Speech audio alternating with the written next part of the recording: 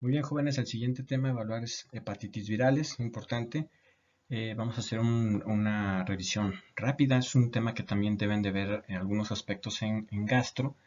Y en este caso es importante porque es un tema ampliamente aplicable a su examen nacional, sobre todo con la tipo de serología y los diagnósticos que se pueden obtener.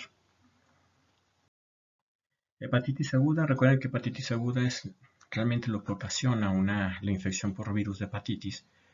En este caso, la hepatitis aguda es predominantemente causada por tres agentes virales, la hepatitis A, la B y el virus de hepatitis C. Menos común es la hepatitis D y el virus de hepatitis E. Entonces, si les ponen un caso o les ponemos un caso de hepatitis aguda, siempre hay que sospechar principalmente en estos primeros A, B y C. Otro grupo de virus son capaces de generarles hepatitis. Entre ellos se encuentran dos principalmente, aunque hay 5 más. Virus de Epstein-Barr y citomegalovirus son los más frecuentes que no forman parte de este grupo de hepatitis virales, pero cuya replicación también es capaz de afectar el hígado. La hepatitis fulminante, que es el cuadro que ocurre, que se lo van a ver en gastro, un cuadro en el cual existe encefalopatía, elevación del tiempo de protrombina, disminución de la albúmina, datos de insuficiencia hepática aguda, y normalmente ocurre en menos del 1% o hasta 1% de las hepatitis que cursaron con una fase ictérica. Vamos a ver exclusivamente en cuál de esas hepatitis es donde se produce más, que esa es una pregunta de examen nacional de cajón que siempre les dan, que siempre hacen. La hepatitis o la enfermedad fulminante es poco común y es más frecuentemente reportada para hepatitis B o D y sobre todo con algunas características que suelen ser mujeres embarazadas. Patogenia. Más estudiada con el virus de hepatitis B, la lesión hepática está mediada por el sistema inmunitario, acuérdense que es una respuesta celular mediada por linfocitos T citotóxicos, parecida, es igual a la respuesta que veremos en VIH o que se va a ver posteriormente. Y normalmente los linfocitos T son los que destruyen los hepatocitos, son los que ocasionan la elevación de transaminasas y son los que ocasionan posteriormente la presencia de insuficiencia hepática crónica y cirrosis. Las manifestaciones extrahepáticas de la hepatitis B estarían mediadas por inmunocomplejos. Anatomía patológica, datos comunes a todas las hepatitis víricas son necrosis panobiliar con infiltrado inflamatorio, linfocitario e hiperplasia de células de Kupffer, hinchazón hepatocitaria, degeneración acidófila y la aparición de cuerpos apoptóticos en los hepatocitos llamados cuerpos de Conselman. Esas son las características histológicas que revisaban ustedes en patología. Y los datos característicos que encontramos en la anatomía patológica son, para cada virus, si existen algunos datos específicos que le hacen sospechar, aunque no se tenga la presencia del RNA o del DNA del virus. En este caso, si hay necrosis periportal y colestasis, es muy significativo para virus de hepatitis A. Si hay hepatocitos en vidrios merilados para virus de hepatitis B. Y en caso de esteatosis hepática, folículos linfoides dentro del propio tejido linfático y lesiones de los ductos o los canalículos biliares siempre hay que sospechar de la presencia de virus de hepatitis C. Esos son algunos datos importantes que hay que tomar en cuenta, imaginándose en dónde está el tipo de lesión por estos tres tipos de virus que son más frecuentes y ocasionan una hepatitis aguda como tal. Características clínicas, importante, aquí están 1, 2, 3, 4, 5, virus delta, D y B, que es la hepatitis D, es el número 4. Si se fijan, pues realmente el periodo de incubación es variable, casi siempre para cada uno es distinto. El más rápido de la afectación son tanto hepatitis A y hepatitis C, que los dos tienen la característica de ser adquiridos a través de vía fecal oral, a través en este caso, de la contaminación de objetos o contaminación del agua, y en algunos pocos casos a través de transmisión sexual. Tanto hepatitis A y hepatitis C, normalmente la ventaja es que es un periodo corto de incubación, un periodo infeccioso también corto, y tienen la situación de ser enfermedades limitantes, con algunas recaídas, sobre todo para hepatitis A en los 6 meses después del principal ataque o del ataque primario. Y estos sí pertenecen a aquel grupo en los cuales las hepatitis fulminantes con datos de insuficiencia hepática aguda es rara. Para hepatitis B y C, estas son las que ocasionan las llamadas infecciones crónicas y son los que desarrollan posteriormente o tienen el riesgo de desarrollar carcinoma hepatocelular. Y para el hepatitis delta, más que nada se asocia a un proceso infeccioso o coinfeccioso con hepatitis B para que se dé realmente el proceso de infección de hepatitis D o delta. y obviamente pues tiene el mismo pronóstico domina el pronóstico para el caso del paciente con hepatitis B de manera crónica y algunas situaciones que veremos en el tema aparte de hepatitis D. Entonces, preguntas de examen nacional: hepatitis que condicionan hepatitis crónica, nada más tenemos B, C. En el caso de hepatitis D, siempre y cuando existe coinfección como hepatitis B, y aquellas hepatitis que tienen un curso autolimitado, pues sería la A y la E. Entonces es importante que chequen muy bien este cuadro, ya que hayan visto cada una de las diapositivas explicando cada uno de los virus, para que vayan teniendo un poquitito más de información sintetizada, que realmente es lo que deben de guardar en su memoria. Algunos puntos importantes: para cualquier tipo de hepatitis aguda viral, tenemos cuatro periodos clínicos. Periodo de incubación, que es un periodo asintomático, que casi siempre ocurre durante el periodo de incubación o preictérico. El otro periodo que sigue es el periodo preictérico, síntomas no específicos: malestar general, debilidad, anorexia, náusea, vómito, incapacidad para poder encontrar el sabor a algunos alimentos, en el caso de los cigarros para aquellos que son fumadores, y en algunos casos en esta fase preictérica la presencia de enfermedad del suero, ¿sí? Caracterizada por rash maculopapular, algunas artralgias, algunas mialgias, durante un periodo casi siempre que se limita entre 5 a 10 días máximo. Estadio ictérico, síntomas que desarrollan, realmente se establece la presencia de ictericia con más de 2 gramos de bilirrubina elevado en suero para presencia de ictericia clínica, y acompañado de comezón en algunas situaciones, y lo que son la presencia de alcohol. El estadio de convalecencia, que tiene una duración variada, y normalmente encontramos algunas sintomatologías también vagos, generales, algunos síndromes febriles y algunos síndromes de cansancio o de fatiga crónica. La hepatitis fulminante lleva a encefalitis con acterixis, que es la manifestación más severa, y importante valorar dentro de la hepatitis con un cuadro viral la elevación de transaminasas entre 1000 y 2000 unidades, con un radio AS-ALT, aspartato aminotransferasa, lanino-aminotransferasa, por arriba, en este caso, por debajo de 1, y si el radio está por arriba de 1.5, siempre hay que sospechar de la presencia de hepatitis alcohólica. La bilirrubina directa indica colestasis, la bilirrubina indirecta indica hemólisis, ya lo conocen desde fisiopato, y la elevación de la protrombina sobre 100 segundos indica mal pronóstico, ya que es un dato importante diagnóstico de hepatitis fulminante, y normalmente la hepatitis fulminante casi siempre requiere forzosamente de trasplante hepático. Complicaciones de hepatitis crónica o de hepatitis aguda con hepatitis crónica, sobre todo para B y C, vasculitis y glomerulonefritis por inmunocomplejos para estos dos tipos de hepatitis. Las formas anictéricas son las más frecuentes en todas las hepatitis. Las hepatitis B y C suelen ser más insidiosas que las hepatitis A. Pueden cursar con ictericia y elevación de enzimas, de colestasis. La hepatitis C tiene una alta mortalidad en embarazadas y puede ser colestásica. Recuerden ustedes los datos patológicos. Y el periodo prodrómico normalmente es una semana antes del desarrollo de la fase ictérica, y anorexia, náusea, pérdida de olfato, astenia, fiebre, más frecuente con hepatitis A y hepatitis B, que es parte de las fases preictéricas. Periodo sintomático o fase de estado, en este caso aparición de ictericia, acolia, coluria, hepatomegalia dolorosa en algunos pacientes, esplenomegalia en otros grupos de pacientes, dependiendo del involucro del sistema reticuloendotelial, y normalmente la mayor parte de todos los pacientes cursan con hepatitis anictéricas o sin ictericia. Y el periodo de recuperación clínicamente entre 1 a 2 meses de la hepatitis A, 3 a 4 meses para la hepatitis B, y las hepatitis fulminantes pueden ocurrir en todos los virus de hepatitis, pero sobre todo a hepatitis B, D y E, son los más frecuentemente asociados, como les había comentado. En este otro cuadro normalmente tenemos las características más importantes para cada uno de los hepatitis. Desde el periodo de incubación, que realmente en algunas situaciones sí se los llegan a preguntar como tal, por eso era importante también el otro cuadro, pero sobre todo en esta hay que buscar el medio de transmisión fecal oral para hepatitis A, hepatitis C, más el medio de transmisión sexual que parenteral para hepatitis B. En cambio, para hepatitis C es más parenteral que sexual. Esa es pregunta de examen nacional, siempre se las hacen jóvenes. Y para hepatitis delta es parenteral más que sexual.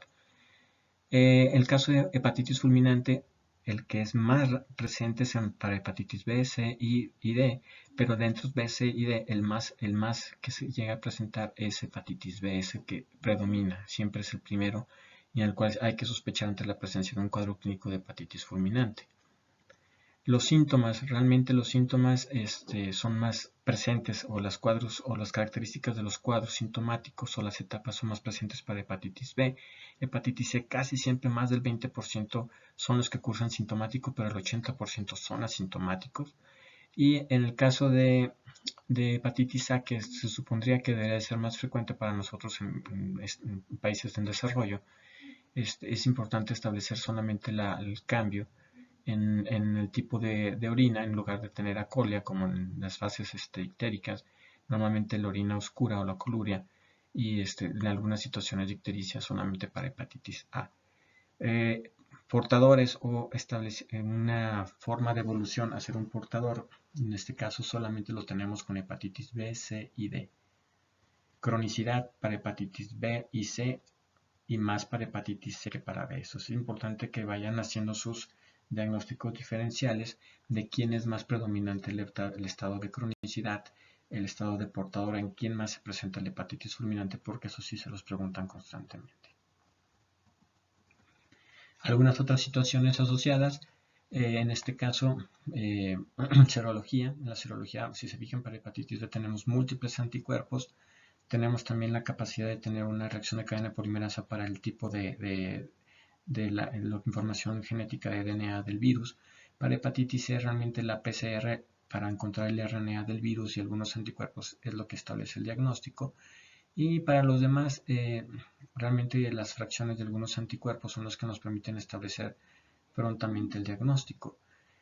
Profilaxis post-exposición, en este caso para hepatitis B. Y en el caso de hepatitis A solamente, fíjense bien esa característica, inmunoglobulina para hepatitis A y inmunoglobulina para hepatitis B. Para todas las demás no tenemos nada todavía. Se asocian con cirrosis, sí, hepatitis B, C y delta. Y en el caso de carcinoma hepatocelular también B, C y delta. Entonces, esas son las características que necesito que se vayan aprendiendo. Hepatitis A, empecemos con algunas características generales. En este caso, hepatitis A es un virus de RNA, es un coronavirus resistente altamente a calor y al secado. Sobrevive en múltiples superficies y la vía de entrada es gastrointestinal, incrementa o penetra o invade el intestino, infecta a través de vía portal en los hepatocitos y se multiplica en su citoplasma, contándose en gran cantidad en las heces a través de que son excretados por la vía biliar. Vía oral, entonces vía fecal oral, normalmente. Los niños menores de 2 años que experimentan infecciones asintomáticas, transmisión sexual puede ser solamente en homosexuales con relaciones anales. Y drogas intravenosas son las que se pueden asociar, pero no las transfusiones de sangre. Entonces es importante que recuerden esa vía de infección por parte de hepatitis A. El curso de hepatitis A es una vez que tengo gran cantidad, la adquiero, tengo un periodo de incubación de 4 semanas, tengo una enfermedad limitable de duración de 2 a 3 meses, tiene recurrencia a los 6 meses en algunos grupos de pacientes, en menos entre el 5 y el 10%, perdón, y no se desarrolla hepatitis crónica. Los anticuerpos y títulos de IgG incrementan tardíamente y tienen un pico a los 4 meses, pero son los anticuerpos de protección el resto de la vida. Si se fijan en la imagen de la izquierda, tenemos la alta concentración de viremia junto con la alta cantidad de virus a nivel fecal, que es el periodo de infección, el periodo de contagiosidad a través de la vía fecal oral. Y una vez que se tiene, en meses, eso ocurre durante los lapsos de las primeras 4 semanas, empiezan a aparecer los anticuerpos. El primero en aparecer es IgM, que está hasta arriba, antivirus de hepatitis A, para posteriormente ese IgM que se detecta en cuanto a la sintomatología aparece, normalmente va cayendo a lo largo posteriormente después de 6 meses. Ese es el que genera que pueda haber una recaída al momento de los 6 meses cuando disminuye la cantidad de títulos. pero se supone que la IgG, que es la que da la protección de por vida, empieza a aumentar de manera tardía, empezando el aumento realmente con gran capacidad de neutralizante hasta los 4 meses y persiste de manera indefinida a lo largo de toda la vida en títulos adecuados para inhibir el crecimiento o la próxima llegada de nuevos viriones. En este caso, la IgA también, como parte de la inmunidad de mucosas con la afectación del sistema biliar y sobre todo a nivel del sistema gastrointestinal o la vía de entrada, también es una manera de realizar la respuesta inmunológica, pero en este caso la respuesta por IgA es la que cae más rápidamente y es la que es menos efectiva para poder contrarrestar la llegada del proceso viral. Algunas situaciones, si hay sintomatología, recordar que sí, puede cursar con una fase ictérica y con alguna elevación de transaminasas en este caso, y la situación solamente de estar dándole seguimiento a los pacientes para poder ver e igualar una probable recaída a los 6 meses de la infección.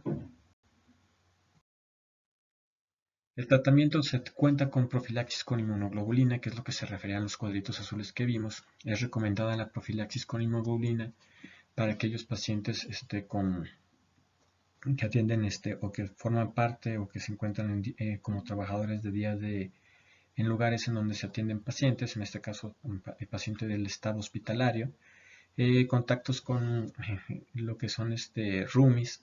También se recomienda que aquellos que están interactuando, que tienen interacción con otro grupo de pacientes, comparten baño, etcétera. Y en el caso de la profilaxis con monoglobulina, pues más que nada, actualmente realmente la profilaxis se recomienda más para la situación inicial del proceso agudo de infección, para evitar un cuadro más sintomático o el riesgo de tener una elevación de transaminasas más alta junto con el cuadro. Aunque realmente es pocamente utilizado para eso, solamente los únicos que pueden llegar a utilizarlo de manera importante son los niños, sobre todo por la carga viral y por la menor superficie corporal. La vacuna, existe una vacuna, las indicaciones son prácticamente para niños de edad de 2 años o sobre 2 años, hombres homosexuales, aquellos usadores de drogas intravenosas, aquellos heterosexuales con múltiples parejas y en la coexistencia o preexistencia de enfermedad crónica para un paciente. Entonces, la vacuna está indicada para niños arriba de los 2 años. Si son menores de 2 años, entonces tenemos la inmunoglobulina. Y la situación de la inmunoglobulina, nada más recuerden ustedes que es una manera de tratamiento pasivo, con los riesgos siempre de generar una respuesta inmunológica y una respuesta alérgica. Entonces, muchas veces van a ver que no lo utilizamos más que en algunos casos de niños. Y alguna de las situaciones es que pudiera llegarse a emplear en algunas situaciones como medicina del viajero, para algunos viajeros, pero realmente el riesgo de generar una respuesta inmunológica es bastante más alto. Fíjense bien, la inmunoglobulina es dada o es protectora dentro de 2 semanas después de la exposición a la inmunoglobulina, y ese es solamente su único efecto, 2 semanas en las cuales estoy protegido para inhibir la sobrecarga o la carga viral que se puede llegar a estar produciendo y disminuir el riesgo de tener una infección sintomática. Hepatitis C. La hepatitis C es un virus de RNA relacionado con los calicivirus, periodo de incubación de 1 mes, también es vía fecal oral. La situación con esto es el riesgo sobre todo en embarazadas, que puede generar hepatitis fulminante específicamente en embarazadas dentro del tercer trimestre con una mortalidad entre el 15 y el 25%. Las formas de diagnósticos de la hepatitis C, en este caso, no es solamente con anticuerpos, como en el caso de hepatitis A, sino en este caso con PCR y la presencia de inmunoglobulina M en contra de la hepatitis C. Importante, en este tipo de hepatitis se habla ya de un tratamiento, no con hepatitis A realmente es esperar, y el tratamiento sería la inmunoglobulina en las 2 semanas post-exposición, o el efecto de 2 semanas, perdón. Y en el caso de hepatitis E, sobre todo para aquellos pacientes que pudieran estar embarazadas, el uso de ribavirina, en el caso de haber generado una infección crónica, y la ribavirina también en embarazadas como terapias de última situación o de último empleo, esperando tener algún tipo de respuesta. Realmente lo importante aquí es reconocer que la hepatitis C junto con la transmisión fecal oral, la situación de la complicación en pacientes embarazadas por hepatitis C es lo que más se pregunta en sus exámenes. Manifestaciones extrahepáticas de virus de hepatitis C. Aquí sí hay algunas situaciones. Patologías neurológicas, Guillain-Barré y el síndrome de Parsonage-Turner, que es una neuritis braquial, prácticamente con la afectación de lesión del tronco superior del plexo braquial y alteraciones de dolor o dolor neuropático durante 6 a 12 meses del hombro. Esas son las dos situaciones más importantes asociadas con hepatitis C, junto con la complicación del embarazo en el tercer trimestre. Hepatitis B, un tema bastante preguntable. En este caso, algunas situaciones es un virus con envoltura, tiene una cadena de DNA doble. ¿Sí? Comparación de los otros virus que vimos son de RNA, este es el único virus hepatotrópico de DNA y se clasifica dentro del grupo de los hepatnavirus o hepatnaviridae. Tiene diferentes antígenos, los más importantes es el antígeno de superficie dentro de la cadena de lípidos de la superficie. Los antígenos internos, que es lo importante en este caso, los antígenos internos, una vez que se coloca detergente, se encuentra un antígeno dentro del núcleo o del núcleo principal intracelular, que es el core, el antígeno core, que es el HBsAg. Y dentro del core, si es tratado con agentes iónicos, detergentes, se secreta un antígeno que es el antígeno E, ¿sí?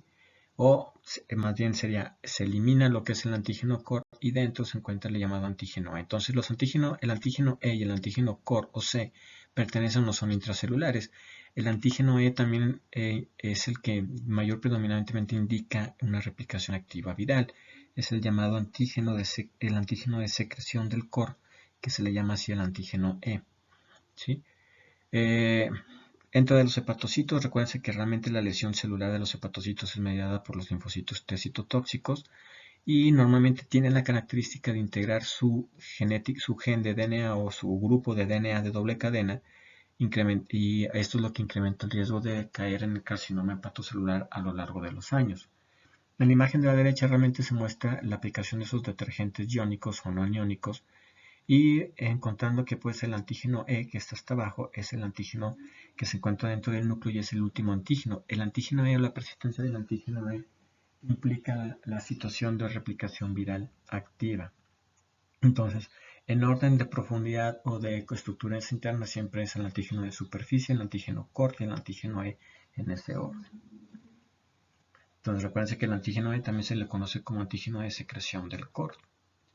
Genéticamente está definido cada uno en donde se guarda. El gen del antígeno core es el mismo gen para el antígeno E, solamente que la información es dada para que se secrete y no esté formando parte realmente de la nucleocápside como el antígeno core.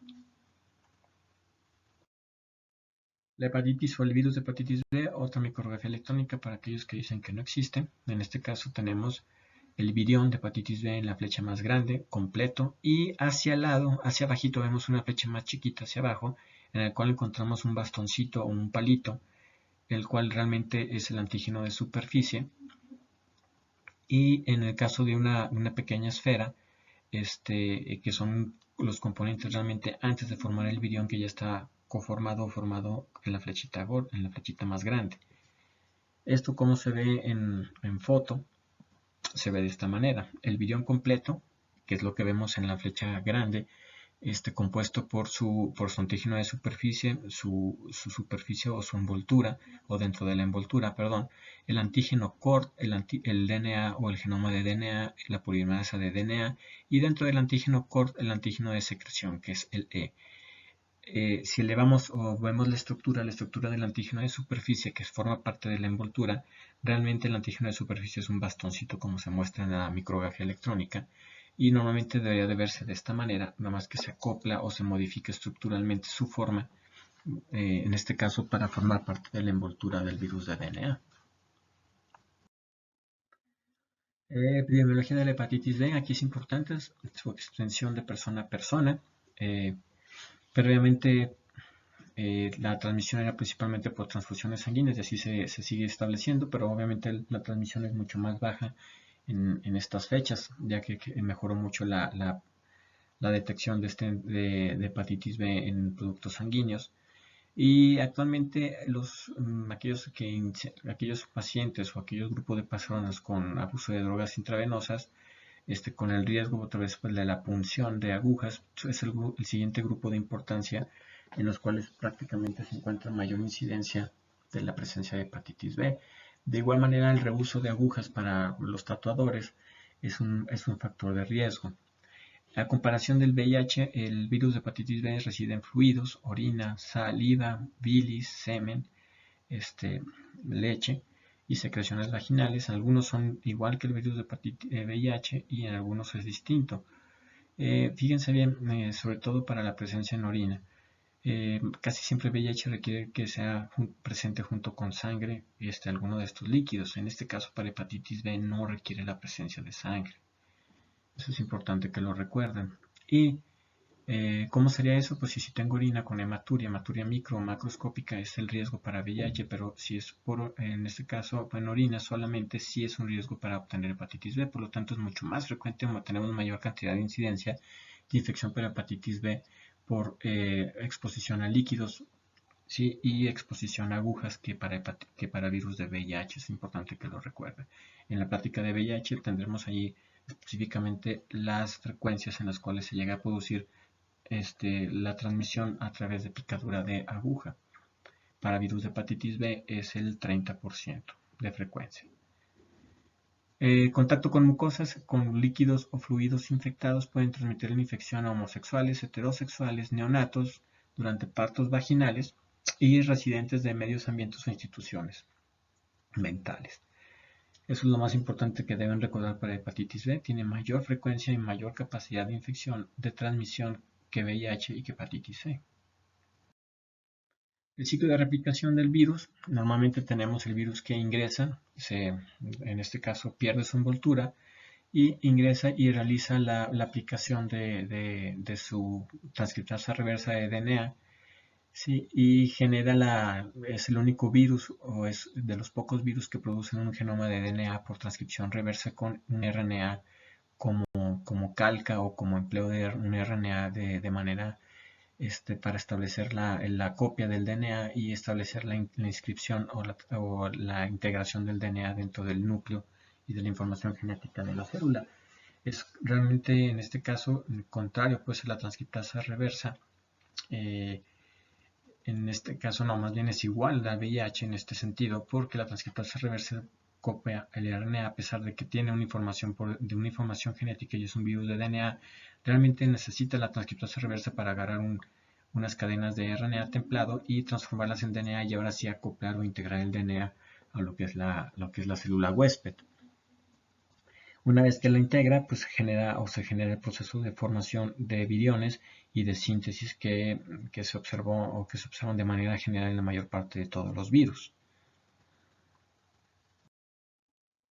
El periodo de incubación, es de 2 semanas.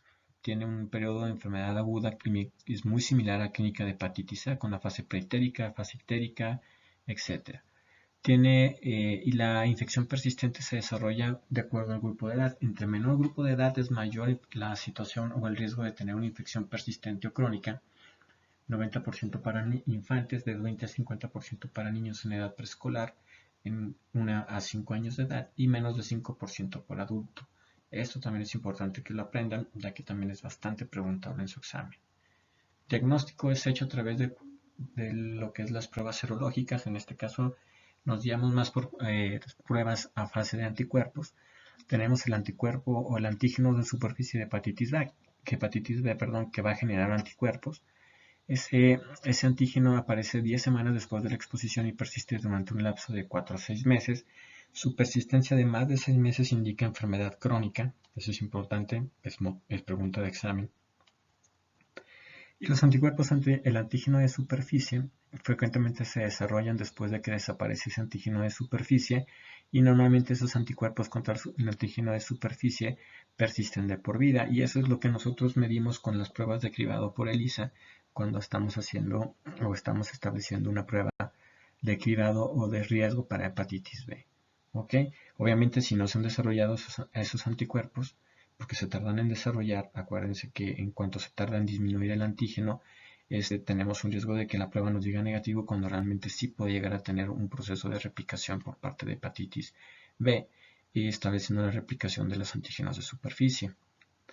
Entonces, a eso se le llama el llamado periodo de ventana para hepatitis B. Es importante que lo tomen en cuenta porque es el periodo de transición, al igual que veremos en VIH. IgM o el anticuerpo en contra de IgM en contra del antígeno CORD intracelular. Es un marcador temprano de enfermedad aguda. El antígeno CORD, que indica que es un antígeno, como habíamos visto, propiamente de las porciones internas de la nucleocápside. Normalmente indica, siempre que lo encontremos, sobre todo que sea IgM, indica el proceso de enfermedad aguda. Persiste por 2 años y puede incrementarse en casos de exacerbaciones de hepatitis crónica agudizada.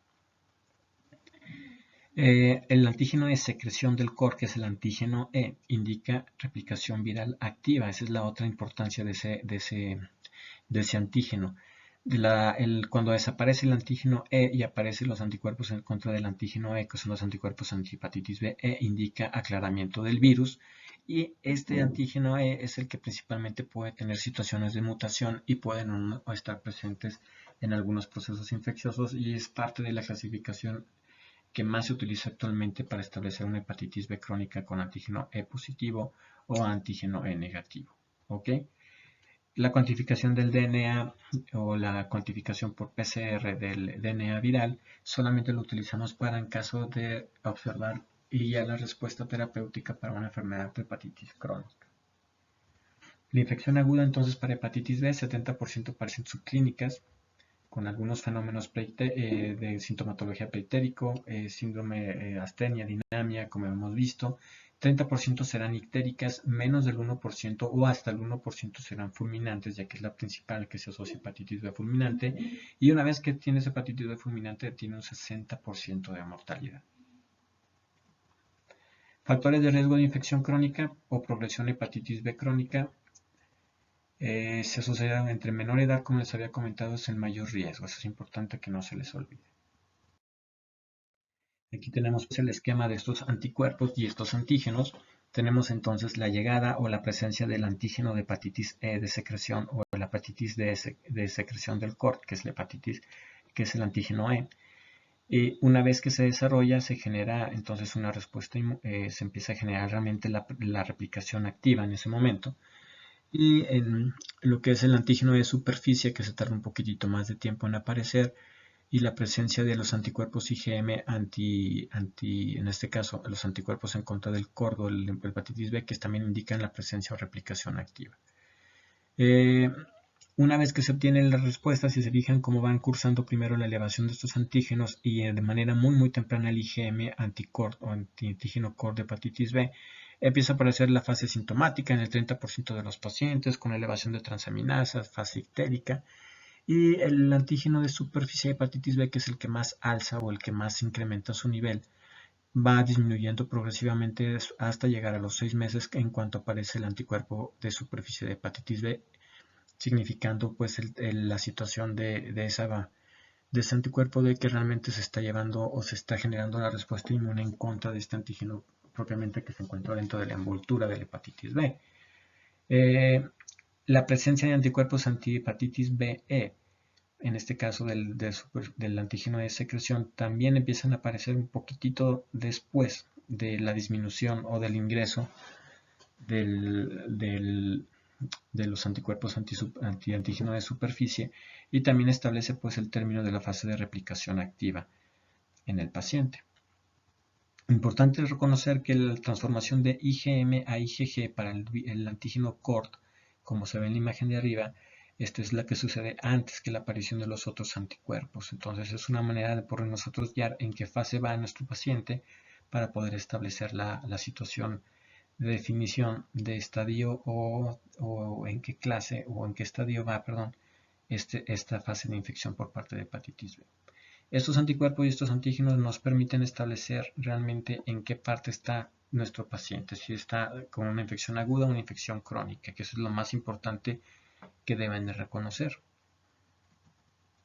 Diagnóstico entonces, infección aguda lo hacemos a través de la presencia de antígeno contra superficie de hepatitis B y la presencia de IgM en contra de anticuerpos IgM en contra del antígeno CORD de hepatitis B. ¿Okay? La infección crónica lo hacemos con la presencia del anticuerpo contra el antígeno de superficie de hepatitis D la presencia del antígeno de superficie de la hepatitis B y en este caso, la persistencia del antígeno durante un periodo de más de 6 meses que sigue persistiendo a pesar de que ya aparecieron los anticuerpos es la clave para sospechar que es una infección crónica. Y la presencia de anticuerpos, en este caso para el antígeno core de hepatitis B, esos tres elementos son los que establecen la infección crónica del paciente. Entonces, infección aguda siempre son los antígenos y la presencia de IgM en contra en este caso del antígeno core de hepatitis B.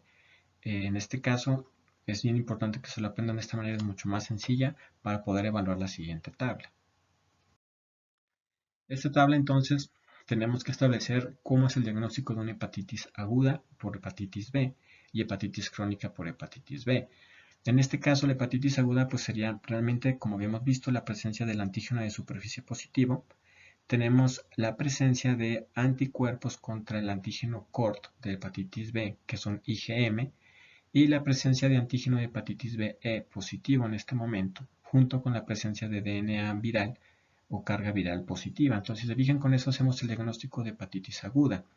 Si queremos hacer el diagnóstico de hepatitis crónica, nos vamos a enfocar primero en lo que les puse en rojito, que prácticamente serían, si se fijan, la única diferencia es la presencia o el switch o el cambio, en lugar de ser una IgM en contra de la hepatitis B o el antígeno core de hepatitis B, es el switch del IgM a IgG como anticuerpo anticore de hepatitis B. Es el único cambio, es exactamente igual al proceso de una hepatitis aguda.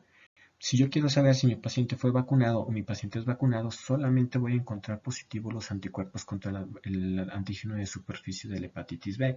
Esos anticuerpos casi siempre serían o pueden ser siempre y cuando los demás sean negativos, pueden ser IgM si es una fase muy temprana, o IgG en caso de que sea posterior a los 4 meses después de haber recibido la vacuna. Aquí vemos dos situaciones también. La situación, en este caso, de las hepatitis crónicas, tenemos una hepatitis crónica con antígeno de hepatitis E positivo y antígeno de hepatitis B E negativo, que es algo bien importante, que son las mutaciones pre-CORT, que son esas mutaciones que afectan al CORT. Recuérdense que la hepatitis, el antígeno E, forma parte de ese núcleo CORT y normalmente las mutaciones establecen la presencia de estas dos situaciones. Son las únicas dos cuestiones que deben establecerse al momento de que hagan el diagnóstico de hepatitis, si nuestro paciente va a ser un CORT o un E positivo o un E con antígeno negativo. ¿Por qué? Porque si se ponen a valorar realmente, el único cambio o la única situación distinta es la presencia del anticuerpo contra ese antígeno, que es positivo para la hepatitis crónica, negativo para el antígeno de hepatitis B, mientras que para el positivo es negativo, si se fijaron. Entonces, realmente enfóquense en ese anticuerpo antígeno de hepatitis B E para poder establecer una diferencia junto con el antígeno de hepatitis B E de cuál pudiera ser el tipo de infección crónica que está teniendo nuestro paciente. De los demás, periodo de ventana y recuperación, prácticamente la recuperación la observamos con la presencia de los anticuerpos antivirus antiantígeno superficie de hepatitis B, el switcheo o el cambio a IgG para el anticuerpo CORT para hepatitis B y la negatividad del antígeno E de hepatitis B y la negatividad o disminución del conteo del DNA viral. Entonces, eso sería el fenómeno de recuperación. Lo más preguntable, jóvenes, es lo que realmente van a hacer, lo que hacemos nosotros. Es definir a través de un paciente con un cuadro clínico sospechoso si está teniendo un proceso de hepatitis aguda y darle seguimiento a ese paciente para establecer la presencia de hepatitis crónica. Eso es lo importante. Obviamente, dentro de los hallazgos que podemos tener es que lo haya tenido desde antes y que estemos viendo un proceso de vacunación que también necesitamos conocer cómo sería el análisis serológico de un paciente que fue vacunado previamente. Esos tres, hepatitis aguda, vacunación y hepatitis crónica, es lo que más se pregunta en los exámenes, jóvenes, y es lo que tienen que poner atención. Todo lo demás es mucho más distinto, realmente no nos corresponde verlo en este punto del semestre aún, y en este caso solamente recordarse de las hepatitis crónicas con antígeno positivo E o antígeno negativo E. Algunas situaciones en el tratamiento con interferón es inefectivo. La mibudina mejora la sobrevida, pero si se inicia solamente de manera temprana. Existe inmunoglobulina contra hepatitis B que debe de ser dada entre los 7 días después de la exposición, y la vacuna recombinante segura y eficaz que debe darse a todo este grupo de pacientes, ¿sí? Que incluye a nosotros como trabajadores del sistema de salud. La inmunoglobulina antihepatitis B disminuye la incidencia de una hepatitis B clínica, tanto aguda como crónica, y la inmunoglobulina es preparada a través de múltiples sueros con pacientes con altos títulos de anticuerpos antisuperficie de hepatitis B y disminuye la severidad de la infección siempre y cuando se dé dentro de 7 días a la exposición previa. Entonces recuerden que es una manera de tratamiento o de la aplicación de tratamiento o profilaxis pasiva con el empleo de inmunoglobulinas preformadas. Siempre hay riesgo de reacciones alérgicas si se requiere utilizar posteriormente en otra exposición. La hepatitis B crónica, la evolución natural de infección crónica es variable en varias fases potenciales, varios años, muchas clasificaciones todavía, muchos libros que manejan una clasificación a pesar de que son modernos o nuevos, y muchos libros que manejan la clasificación más nueva. Realmente entonces vamos a tratar de enfocarnos en hacer de encontrar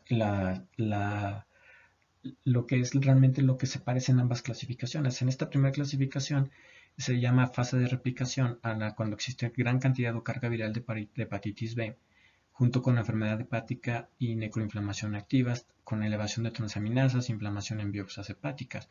Una fase de baja replicación es menor carga viral, con o sin tolerancia inmunitaria, y puede haber inflamación del hígado, pero no con enzimas tan altas como en el caso de la fase de replicación. Fase de remisión, que es el estado de portador, permanecen los hepatocitos, pero no hay una replicación activa y no hay una elevación de transaminasas. Y la fase de reactivación, que es realmente la fase de hepatitis crónica. Factores de riesgos para la reactivación. Para esta fase de reactivación, que nos indica hepatitis crónica, es la presencia o la persistencia del antígeno de superficie hepatitis B positivo después de 6 meses que se conoce que estuvo expuesto y después de 6 meses de que se supone que aparecieron los anticuerpos contra el antígeno de superficie. Aquellos pacientes que tienen esta situación de persistencia de 6 meses siempre hay que sospechar de inmunosupresión, y obviamente si nosotros sabemos que nuestro paciente con riesgo tiene un efecto de inmunosupresión o que está tomando medicamentos inmunosupresores, siempre esta es la manera más importante de sospechar que el paciente va a desarrollar forzosamente una hepatitis B crónica si el paciente está recibiendo anticuerpos anti-CD20 como es el rituximab, en el caso de lupus, eritematoso sistémico y principalmente para enfermedades reumatológicas, si está en quimioterapia junto con el uso de prednisona, o si está llevando anticuerpos o terapia inmunológica contra el factor de necrosis tumoral en el caso de artritis reumatoide. Y realmente todo este grupo de medicamentos que se emplean tanto en nefrología como en reumatología aumentan el riesgo de que realmente nuestro paciente obtenga una fase de reactivación de la hepatitis crónica y una hepatitis crónica persistente al momento de que tuvo el contacto con la hepatitis B. Si se fijan aquí nada más el punto, los glucocorticoides, en este caso como prednisona, es el medicamento de menor riesgo que les puede dar a un paciente de permanecer con fases o una fase de reactivación de hepatitis crónica en el paciente. En este cuadrito vemos otra definición, 1, 2, 3, son 4 tipos o 4 fases. La fase inmunotolerante, que vendría a ser la fase de baja replicación. ¿Sí? En este caso es importante que lo recuerden, inmunotolerante es fase de baja replicación.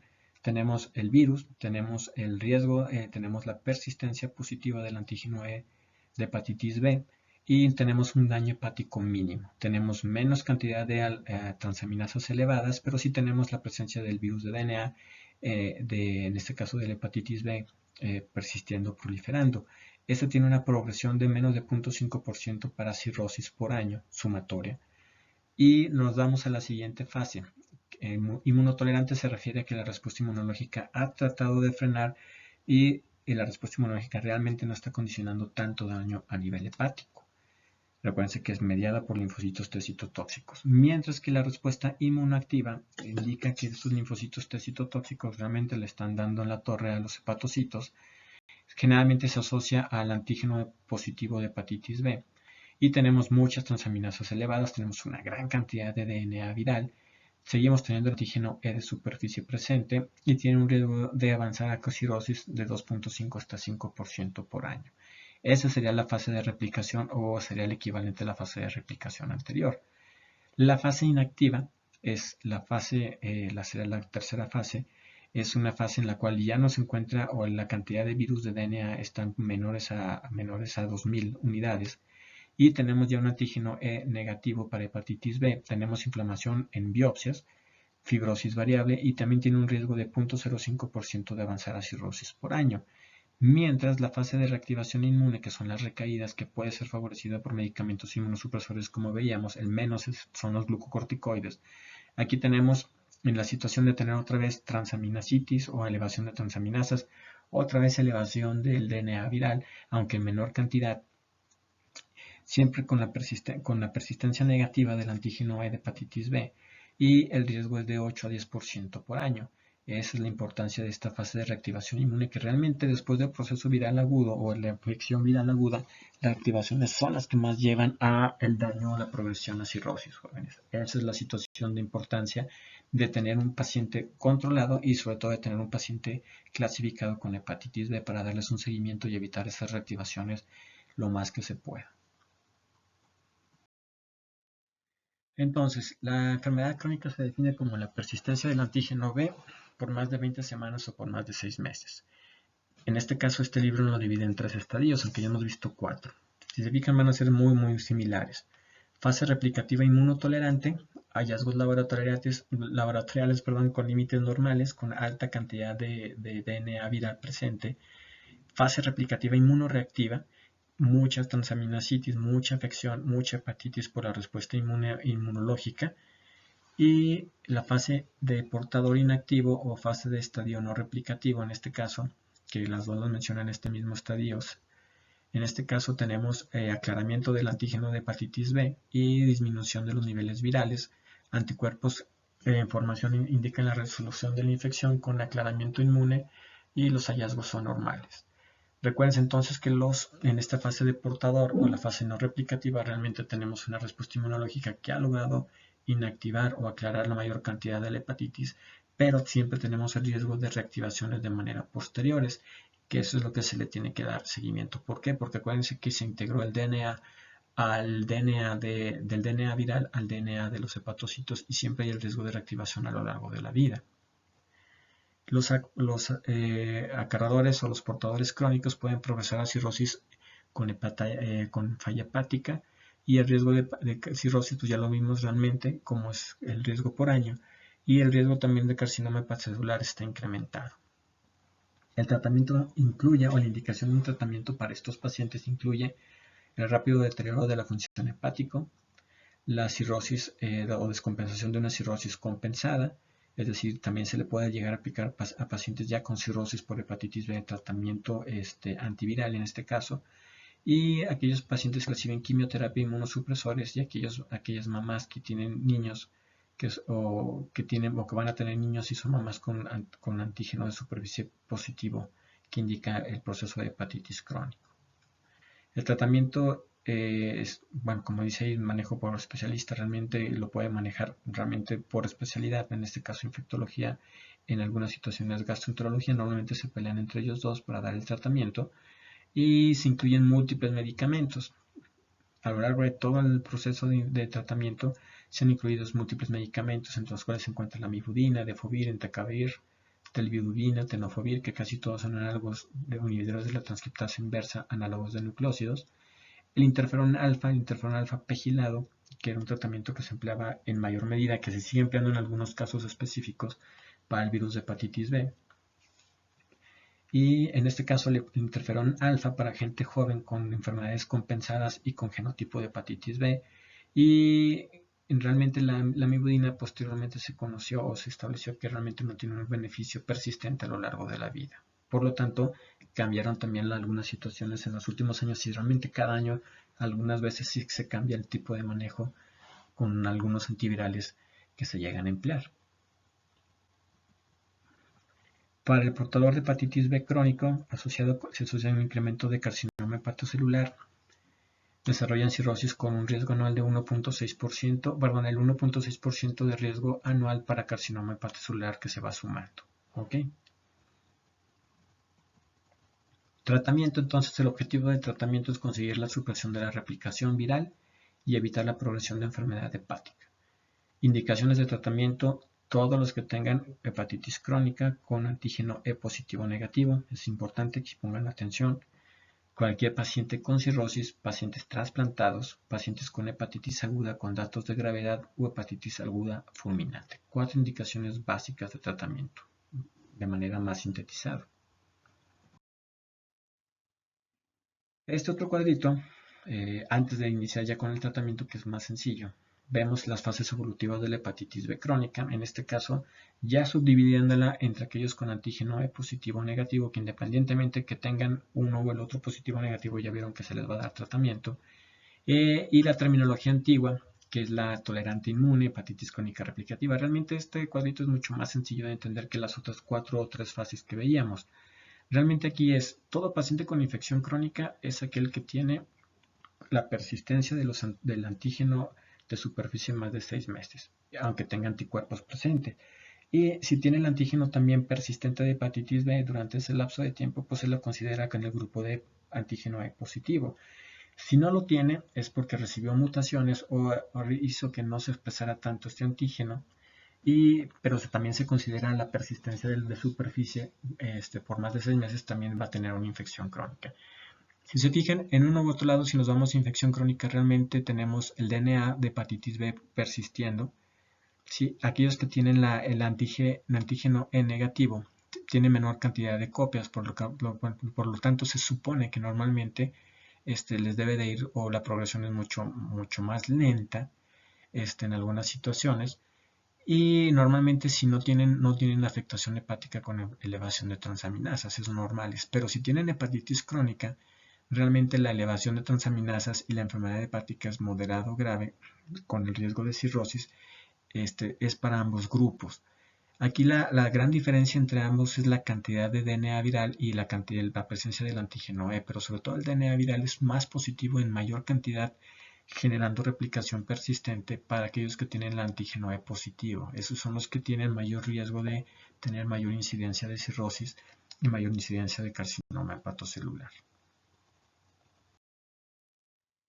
Entonces, el tratamiento positivo antígeno E con mayor de 20.000 copias de DNA viral, elevación de transaminasas menor de 2 de los límites superiores normales, eso es el ULN, y eficacia del tratamiento es baja, siempre y cuando tengamos alaninoaminotransferasas elevadas. Considerar biopsia y tratamiento si la biopsia solamente muestra inflamación sustancial y fibrosis, ¿ok? Esa es la situación de indicación actual del tratamiento. Si tenemos el grupo de pacientes con antígeno E positivo con más de 20.000 copias de DNA viral de hepatitis B y elevación de transaminasas, indica una hepatitis crónica, en este caso activa. El tratamiento se recomienda con cualquier tipo de estos agentes, en este caso con interferón pegilado, y algunos medicamentos antivirales como entecavir y tenofovir, que son los que más ampliamente se utilizan actualmente. La biopsia hepática en este momento es opcional. Si se fijan, entonces, si tengo poca actividad de transaminasas o elevadas, realmente se indica la biopsia para poder establecer si vamos a necesitar iniciar el tratamiento dependiendo del grado de inflamación y fibrosis. Para el grado de inflamación y fibrosis hay una serie de escalas o clasificaciones, las cuales no veremos en esta situación, que son realmente empleadas para poder definir en ese grupo de pacientes realmente si les conviene recibir antirretro, en este caso antivirales. Para el grupo de pacientes con antígeno hepatitis B negativo con más de 20.000 copias, en este caso más de 20.000 copias y con elevación de transaminasas, que también indica una hepatitis crónica activa, normalmente se recomienda igual, interferón pegilado, entecavir o tenofovir, ¿sale? Y para ese grupo de más de 2.000 copias, pero que no lleguen a más de 20.000 copias, se considera la biopsia, y si hay mucha inflamación o fibrosis, también se define a través de ese scan de inflamación y fibrosis para poder establecer. Si la cantidad de DNA viral es menor de 2.000, no se da tratamiento y solamente se observa y se le establece el diagnóstico de un portador inactivo.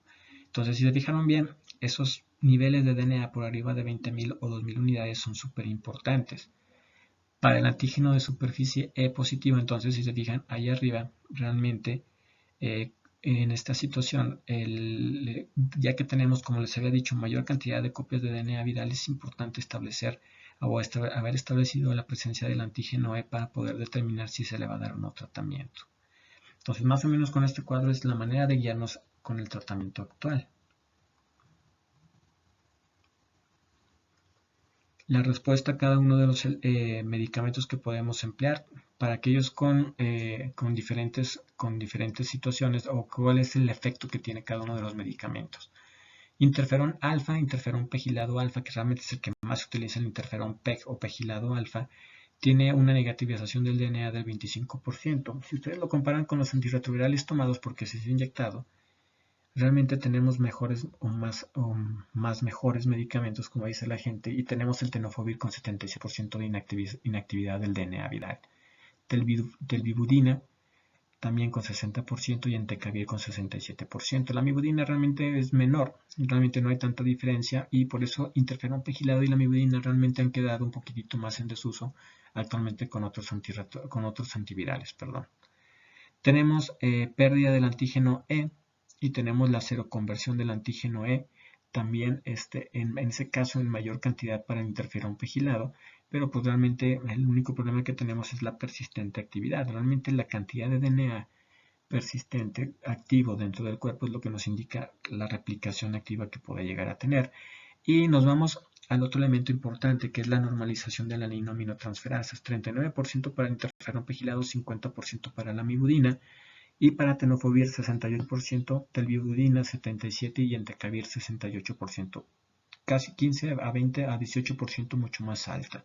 Mejoramiento histológico mucho mejor con tenofovir, y la pérdida de antígeno de superficie de hepatitis B con un año de tratamiento es en 3% con tenofovir, 3% para interferón pegilado, menor de 1% con la mibudina, y por lo tanto el riesgo de resistencia es para la mibudina mucho mayor por año que tenofovir. Entonces, por lo tanto, se han de haber estado dando cuenta que realmente el tratamiento antiviral para hepatitis B se hace actualmente con tenofovir. Entonces, el tratamiento final, entecavir o tenofovir, uno o el otro, casi siempre más tenofovir. En este caso, tenofovir alafenamida, que también veremos que es un medicamento análogo inhibidor de la transcriptasa, análogo del nucleótido, que también empleamos en VIH, y la alafenamida tiene menos efectos indeseables a nivel nefrotóxico, principalmente, y es la principal sal que utilizamos. Buena tolerancia, baja resistencia a 5 años, seroconversión de antígeno es del 30 a 40% y pérdida de los antígenos de superficie es del 5 al 10%. Se prefiere el tenofovir si hay historia de resistencia a la mibudina. Interferón alfa pegilado, a los 2 años seroconversión solamente del 27%. Duración del tratamiento en general para ambos es la positividad del antígeno E de hepatitis B indica actividad inmunitaria sin cirrosis, y la seroconversión del antígeno es negativo y la presencia de anticuerpos antihepatitis B es positiva. ¿Qué quiere decir eso? Que si al momento que yo doy tratamiento y tengo negatividad del antígeno E y presencia de anticuerpos antígeno E, se puede suspender el tratamiento después de un año siempre y cuando mis alaninoaminotransferasas sean normales y sea el DNA viral suprimido o hasta que se depure el antígeno de superficie de hepatitis B. Casi siempre se recomienda que tenga menos de 2000 copias de actividad y siempre y cuando tenga ya la presencia o la positividad del anticuerpo antígeno E de hepatitis B. Para aquellos pacientes con antígeno E negativo, con menor copias de DNA viral, la reactivación inmunitaria, y que en reactivación inmunitaria el tratamiento es indefinido y en pacientes cirróticos también es indefinido. Entonces, esa es la precariedad con estos dos grupos de pacientes. Por eso es importante que se establezca el antígeno E positivo o negativo desde el principio, porque esos pacientes van a recibir el tratamiento de manera indefinida. Y aquellos pacientes que desarrollan cirrosis también lo van a recibir de manera indefinida. Y por último, dentro de las características del virus de hepatitis B, que es las manifestaciones extrahepáticas por fenómenos inmunocomplejos, tenemos las manifestaciones extrahepáticas más importantes, son las relacionadas con hepatitis B. Tenemos una enfermedad del suero caracterizada por mialgias, artralgias, rash eritematoso, fiebre de 7 a 10 días, pero las más importantes son la glomerulonefritis membranosa y la poliarteritis nodosa. son las principales que deben de aprenderse porque son las enfermedades reumatológicas y nefrológicas asociadas a persistencia o infección de hepatitis B en ese momento como manifestaciones extrahepáticas. Continuando con la hepatitis B, algunas situaciones importantes en las derivadas llamadas complicaciones. Importante recordar, evoluciona la cronicidad. 5% de los pacientes con hepatitis B competentes inmunológicamente desarrollarán cronicidad o hepatitis B crónica y el 80% de los hepatitis o de las infecciones de hepatitis C evolucionarán en un estado de cronicidad. Eso es una situación que deben de plantearse. Es mucho más rápido o es mucho más frecuente el hecho de que hepatitis C sí genera una evolución hacia una infección de cronicidad. Recuerden además que para hepatitis B es cambiando el porcentaje en los cuales favorece la cronicidad dependiendo si es a menor edad, como habíamos visto desde un principio. Y el hepatocarcinoma, que es otra cuestión que también me preguntan bastante frecuente, siempre que se alcanza cirrosis como fase final de una infección por hepatitis crónica, tanto hepatitis B o hepatitis C, es cuando se desarrolla el hepatocarcinoma. Siempre o casi siempre en un 90% se desarrollan sobre un hígado cirrótico, y a los pacientes que hayan alcanzado cirrosis de manera laboratorial, de manera clínica, se les tiene y que tengan una infección de hepatitis crónica por hepatitis B o hepatitis C, cada 6 meses se les debe estar realizando un ultrasonido para poder estar valorando la presencia de lesiones sugestivas de hepatocarcinoma. Hepatitis D, en el siguiente grupo de hepatitis, esta es una llamada hepatitis delta o agente delta. Es también es un virus de RNA, es una sola cadena de RNA que está rodeada o está dentro de una envoltura de hepatitis B. Por lo tanto, solamente replica este virus en la presencia de una infección previa de hepatitis B. Tiene la característica de replicar rápidamente en el núcleo de los hepatocitos, y las formas de obtención son a través de contacto sexual, a través del uso de drogas intravenosas y múltiples transfusiones. Bien indistinguibles de cualquier otro tipo de hepatitis, y el diagnóstico se hace a través de la medición de anticuerpos IgM e IgG en contra de hepatitis D específicamente. Este otro grupo, junto con el previo que hemos visto de hepatitis E, también se acompañan de un tratamiento junto con hepatitis B y hepatitis C. En este caso, el interferón alfa pegilado es recomendado en caso de enfermedad crónica por hepatitis D. Aunque los casos son pocos a nivel mundial, el tratamiento se habla específicamente de este tratamiento como algo para tratar de disminuir la cronicidad, aunque no se considera de las hepatitis con mayor riesgo de infección crónica. El virus de hepatitis D, cuando está presente, la replicación del virus de hepatitis B está suprimida. El hepatitis B replica a altos niveles en el núcleo y, como habíamos comentado, y durante la enfermedad aguda es responsable realmente del daño citotóxico. Esa es una de las cuestiones importantes. Es una coinfección entre virus de hepatitis D y hepatitis D. Para que exista hepatitis D, forzosamente nuestro paciente tiene que haber tenido una infección al momento o previamente de hepatitis B. Normalmente el grupo es más importante de obtención, es el grupo de personas que utilizan drogas intravenosas, como habíamos comentado. El virus de hepatitis D es un virus defectuoso, así se le conoce. Este virus delta o agente delta no puede replicarse por sí mismo porque no cuenta con los genes para proteínas de envoltura. Por eso necesita tener los genes de la hepatitis B para producir lo que son los antígenos de superficie y la capa lipídica, y para por eso obtener la capa lipídica de la membrana celular del hepatocito para poder estar completo. Entonces, forzosamente necesita una replicación o una infección conjunta con hepatitis B para poderse desarrollar. Es frecuente también que vean que normalmente con aquellos pacientes que conocemos con infección de hepatitis B, ante un nuevo curso de transaminasas elevadas, ante un nuevo curso de fase ictérica, normalmente el hecho de pedir en este caso serología o anticuerpos contra hepatitis D es frecuente para descartar una coinfección. ¿Aumenta el riesgo de cronicidad? No. Ahí en este caso la cronicidad está dado principalmente por la situación de la hepatitis B. ¿Aumenta el riesgo de hepatocarcinoma? Tampoco. Sigue siendo el mismo riesgo que para hepatitis B. Lo que sí puede generar es que la coinfección aguda puede generar o tener mayor riesgo de generar una hepatitis fulminante como manifestación. Esa es una de las situaciones importantes con infección de hepatitis delta. Y por último, jóvenes, alcanzaremos el otro virus importante, que es el virus de hepatitis C. También es un virus de una sola cadena de RNA, normalmente asociado es un virus con el que se adquieren múltiples mutaciones cuando se está replicando, genera muchas cuasi especies, y esto genera el mecanismo para evadir la respuesta inmune más importante, es decir, cambia tanto su inmunofenotipo que puede llegar a tener diferentes variabilidades, y eso es lo que permite el escape directo del sistema inmune.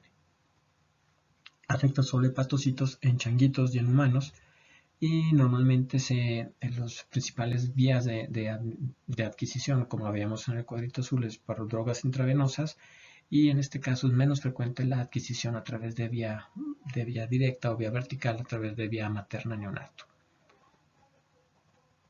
Los pacientes con VIH tienen mayor riesgo de tener virus de hepatitis C. Entonces, esa es otra pregunta frecuente. Pacientes con VIH, ¿qué tienen más riesgo de tener hepatitis B o hepatitis C? Es más hepatitis C que hepatitis B, jóvenes. Microbiología, entonces, flavivirus monocatenario, una sola cadena de RNA, 6 genotipos. El genotipo 1 es el más frecuente. Los tres primeros genotipos son los que más incidencia o frecuencia tienen. La evolución natural, prácticamente 80% alcanzarán ser portadores crónicos, por lo tanto es mucho más frecuente la infección crónica en hepatitis C que en hepatitis B. Y 20% alcanzarán cirrosis en un lapso de tiempo de 20 a 30 años, con una incidencia o riesgo anual de morir por una cirrosis hepática descompensada o por alteraciones en las pruebas o en el funcionamiento hepático de 1 al 5% de morir por año con este virus de hepatitis C. Factores de riesgo para la infección: consumo de drogas intravenosas, 30% en adictos a jóvenes y más del 70% en adictos de mayor edad infectados. Ese es el principal factor de riesgo para adquisición de hepatitis, y esto también da el incremento de riesgo para obtener coinfección entre virus de VIH y virus de hepatitis C.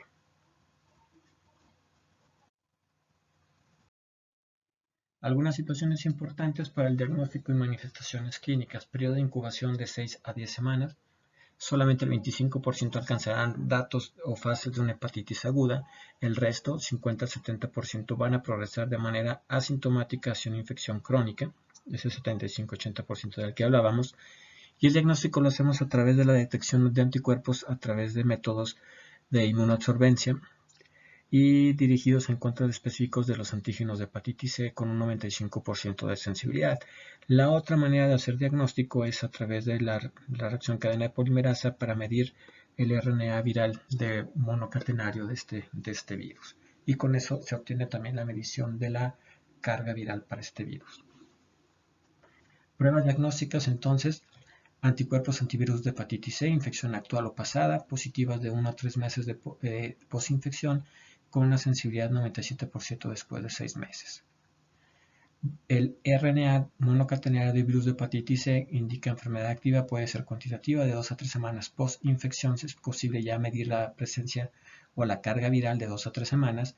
Y si los anticuerpos antivirus de hepatitis C son positivos, también normalmente te hacen el diagnóstico principal.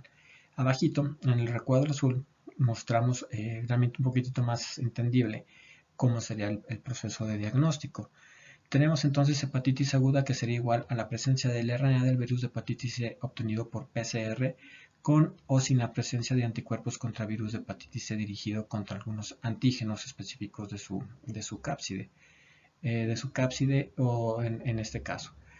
Si es una infección de hepatitis resuelta, tendríamos la negatividad de la carga viral o del RNA con o sin presencia de anticuerpos de virus de hepatitis C, y si es una infección crónica, que es lo más frecuente, tendríamos la positividad persistente del RNA viral con la presencia de anticuerpos antivirus de hepatitis C positivos. Si te digan, es bien importante tomar en cuenta estos datos clínicos, laboratoriales, pero también hace falta tomar las pruebas funcionales hepáticas para poder establecer el grado de afectación. Puede ser, y sobre todo tomar en cuenta algunas situaciones con el desarrollo de procesos de cronicidad. Es decir, en este caso debe de tomar en cuenta mucho más que los anticuerpos la presencia del RNA viral o la carga viral para establecer esa situación de que se genere un proceso de cronicidad como ocurre entre el 75 y 80% de los pacientes. Infección aguda, 80% de las hepatitis son subclínicas, 10 a 20% son sintomáticas con fase ictérica. Hepatitis fulminante poco habitual, es más frecuente todavía en hepatitis B. Y la resolución espontánea se asocia a los genotipos asociados al HLA tipo 2 y al genotipo 1 IL28B o 1L82B. Crónica hasta el 85%, entonces si se fijan 75, 80, 85% se generará 20-30% de los cuales presentarán cirrosis a los 20 años y el aumento de cirrosis está dado para aquellas personas que son hombres que siguen tomando alcohol o que tienen una coinfección por VIH. 1-4% del desarrollo de cirrosis por año es el riesgo con estos pacientes. Estudios normalmente se obtienen pruebas funcionales hepáticas como les había comentado, en este caso en algunas situaciones se requiere también saber el genotipo, pero sobre todo esta diapositiva está hecha para lo que es el estudio que ya se llama FibroSure, en el cual se evalúa el grado de fibrosis. De manera indirecta, es una puntuación de fibrosis comercial en la cual se mide el suero, se realiza una histografía hepática transitoria basada en vibración y se mide de manera indirecta la presencia de haces de colágeno y algunos elementos productores de colágeno como prolina a nivel sanguíneo para evitar la necesidad de tener que realizar una biopsia para obtener un grado cuantitativo del grado de fibrosis que está teniendo el paciente. Recuérdense que el hepatitis es la hepatitis que más genera hepatitis crónica y es la que más genera o mayor riesgo da para la presencia de cirrosis hepática. Entonces es bien frecuente que utilicemos o que se utilice este scan de fibrosis para evaluar el riesgo que tiene el paciente también para poder progresar hacia una cirrosis hepática. Aunque la edad media o el tiempo medio es entre 20 años, es importante y lo van a encontrar altamente solicitado en las clínicas especializadas de valoración de hepatitis, en aquellas que cuentan con servicios de infectología de alta especialidad.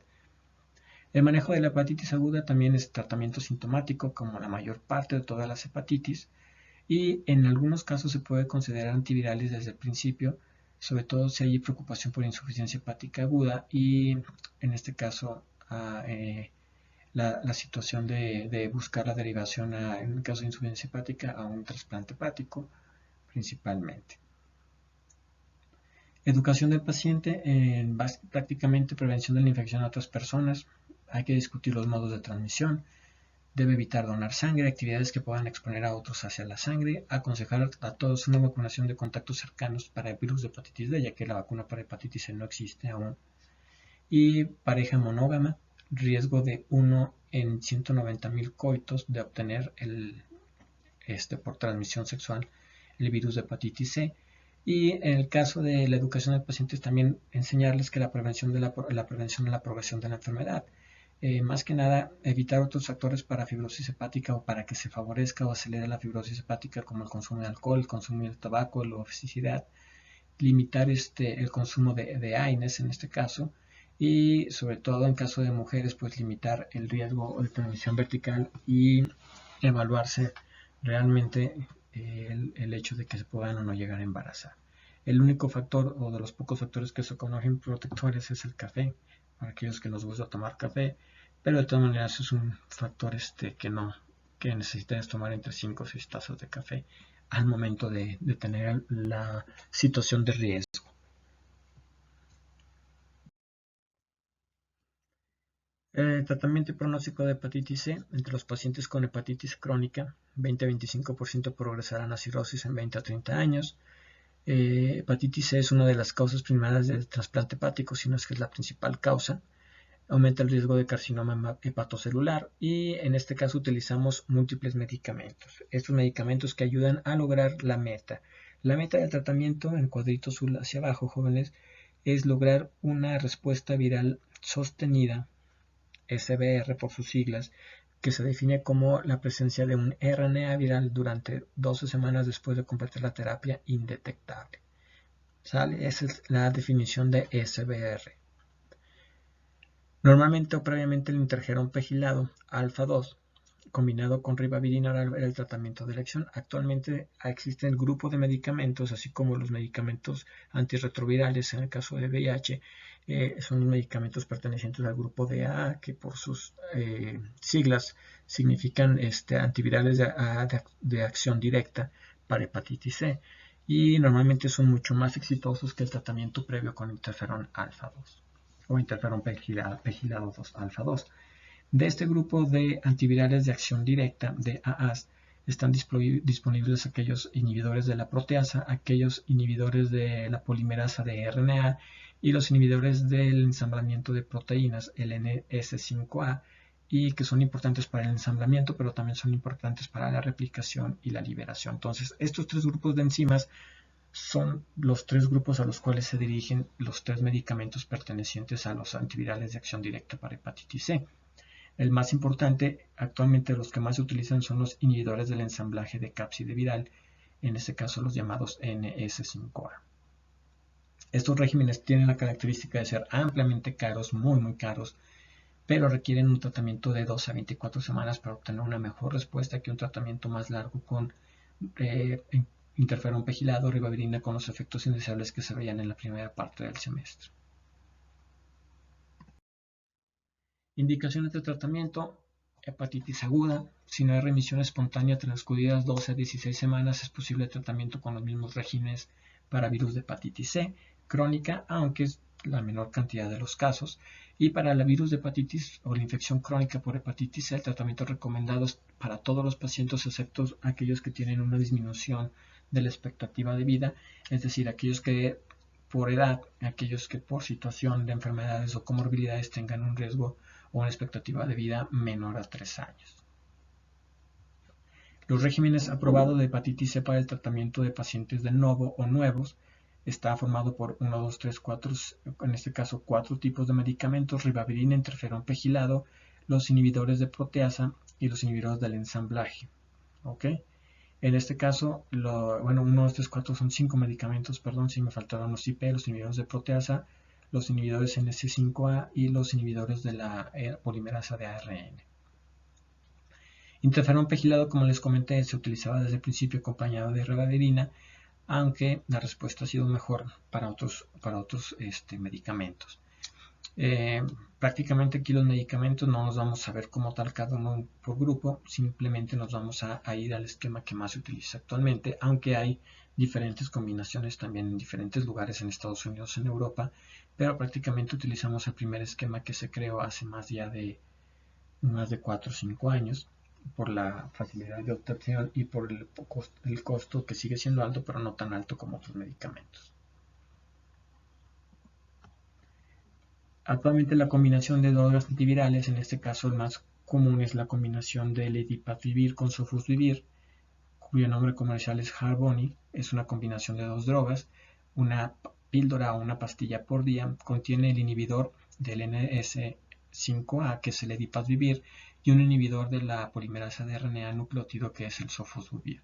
Tratamiento es de 8 a 12 semanas, con un índice de curación de 84-99% para aquellos infectados con virus de hepatitis C genotipo 1, que es la forma más frecuente en Estados Unidos y en Europa. También se realiza el tratamiento en aquellos pacientes con ausencia de cirrosis hepática o aquellos que no tuvieron un tratamiento exitoso, ya sea con interferón pegilado o ribavirina. Entonces tenemos las drogas o clases de droga: los inhibidores de la RNA polimerasa, el sofosbuvir, que es uno de los más empleados. Casi todas las combinaciones tienen cuando menos sofosbuvir. Inhiben la síntesis del genoma de RNA, análogo de nucleósidos es la uridina, y generan la terminación de la replicación del genoma de RNA del hepatitis C. El otro grupo de medicamentos, nos vamos inmediatamente a los inhibidores de NS5A.